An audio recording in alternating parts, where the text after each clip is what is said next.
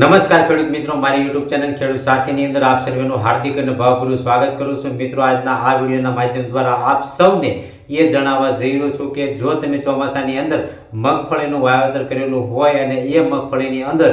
વીઘા દીઠ સારામાં સારો ઉતારો મેળવવો હોય, ચાહે મિત્રો કોઈ પણ મગફળીનું વાવેતર કર્યું હોય, જેમ કે 20 નંબર હોય, 22 નંબર હોય, 39 નંબર હોય, ગિરનાર 4 હોય કે બીટી 32 હોય, મિત્રો એની અંદર વીઘા દીઠ આપણે સારામાં સારો ઉતારો મેળવવો હોય તો આપણે ખાસ કરીને કયા સમયે કઈ દવાનો જે ઉપયોગ કરવાનો છે મિત્રો એના વિશે થોડી ઘણી ચર્ચા કરવા જઈ રહ્યો છું. એટલે કે મગફળીનું આપણે વાવેતર કરેલું હોય અને એ મગફળી આપણી જે 45 દિવસની આજુબાજુની થઈ હોય, એટલે કે 35 થી 45 દિવસની આજુબાજુની થઈ હોય, એની અંદર ફૂલ બેસવાની શરૂઆત થઈ હોય તો એવા સમયે આપણે કઈ દવાનો છંટકાવ કરવો જોઈએ કે જેના થકી આપણને 100% સારામાં સારું પરિણામ પ્રાપ્ત થાય અને આગળ જતાં એ ફ્લાવરિંગ સારામાં સારું બેસે અને ફ્લાવરિંગમાંથી સૂયામાં એ કન્વર્ટ થાય અને સૂયા દ્વારા આપણું ઉત્પાદન મિત્રો વધતું હોય છે. તો એવા સમયે આપણે કઈ જે માવજત કરવાની હોય છે એના વિશે હું થોડી ઘણી ચર્ચા કરવાનો છું. ખાસ કરીને આપણને જણાવું છું મિત્રો કે હું અત્યારે જે તમને જે કોઈ કન્ટેન્ટ કે જે કોઈ કંપનીની જે કોઈ દવાનું નામ લેવા જઈ રહ્યો છું એની મિત્રો હું કોઈ પણ પ્રકારની જાહેરાત કરતો નથી, પરંતુ મારી જે ખેડૂતો સાથેની વિઝિટો હોય છે, ખેડૂતો સાથે જે કોઈ વાર્તાલાપ હોય છે અને ખેડૂતોના જે રિવ્યૂ હોય છે એ દવા વિશે થોડી ઘણી ચર્ચા કરવા જઈ રહ્યો છું, જેના થકી તમે તમારી મગફળીની અંદર 35 દિવસે કે 40 દિવસે જે સારામાં સારું ફ્લાવરિંગની શરૂઆત થતી હોય એવા સમયે જો તમે ઉપયોગ કરશો તો સારામાં સારું પરિણામ પ્રાપ્ત થશે. હવે મિત્રો, બીજી થોડીક તમને એ પણ માહિતી જણાવવા જઈ રહ્યું છું કે ઘણા બધા ખેડૂતોની મગફળી લગભગ 35 થી 45 દિવસની આજુબાજુની થઈ ગઈ છે અને ઘણા બધાના પ્રશ્નો પણ એવા છે કે અમારી મગફળી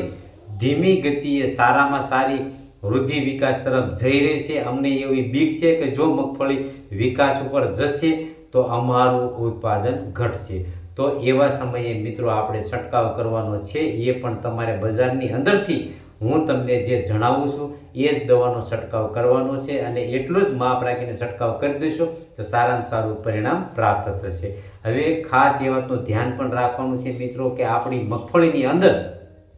આ જે કોઈ દવા તમને વપરાવા જઈ રહ્યો છું તો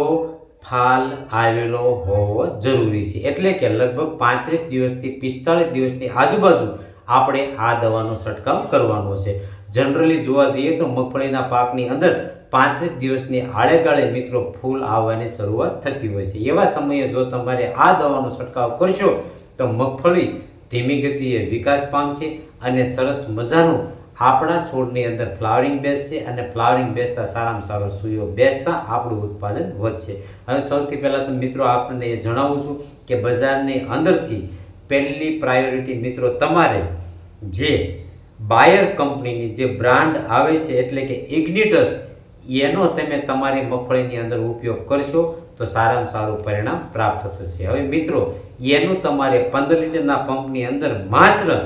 10 ml નું માપ રાખીને છંટકાવ કરી દેવાનો છે. એટલે મિત્રો તમારી મગફળીની અંદર જે વૃદ્ધિ વિકાસ થતો હોય એ અટકી અને ટોચ ઉપરનો ખોરાક મિત્રો એક પ્રકારે છોડને સિગ્નલ મળી જશે કે હવે એ ખોરાક બધો ડાયવર્ટ કરવાનો છે ફ્લાવરિંગ બેસાડવામાં. હવે બીજી દવા મિત્રો, તમને માની લો કે તમે બજારની અંદર ખરીદી કરવા ગયા અને તમને જો ઇગ્નિટસ ન મળી તો બીજી દવા તમે મિત્રો ગોદરેજ કંપનીની જે ડબલ આવે છે એનો પણ તમે ઉપયોગ કરી શકો છો. 15 લીટરના પંપની અંદર 10 થી 15 ml નું માપ રાખી અને મિત્રો તમારે છંટકાવ કરી દેવાનો છે. હવે બજારની અંદર ઇગ્નિટસ હોય કે ગોદરેજનું ડબલ હોય એ તમને પ્રાપ્ત ન થયું હોય તો મિત્રો તમારે બજારની અંદરથી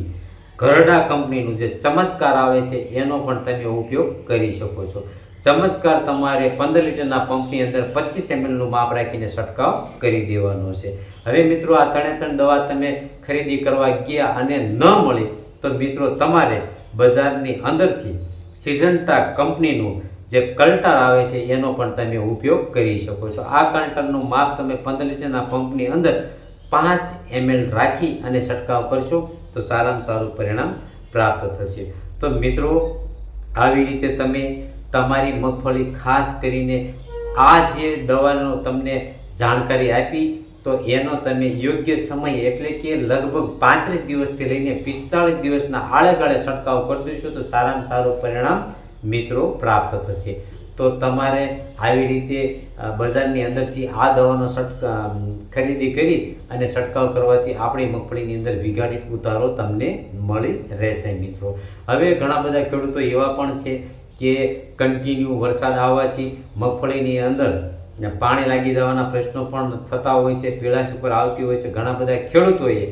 ભૂલ પણ કરેલી હોય છે, યુરિયાનો પણ ઉપયોગ કરેલો હોય છે. ઘણા બધા ખેડૂતોએ એમોનિયમ સલ્ફેટ એટલે કે મોરિશિયાનો પણ ઉપયોગ કર્યો હોય છે, જેના થકી મગફળીને એક સિગ્નલ મળી જાય છે કે એને એક પ્રકારે વૃદ્ધિ વિકાસ કરવાની. તો મિત્રો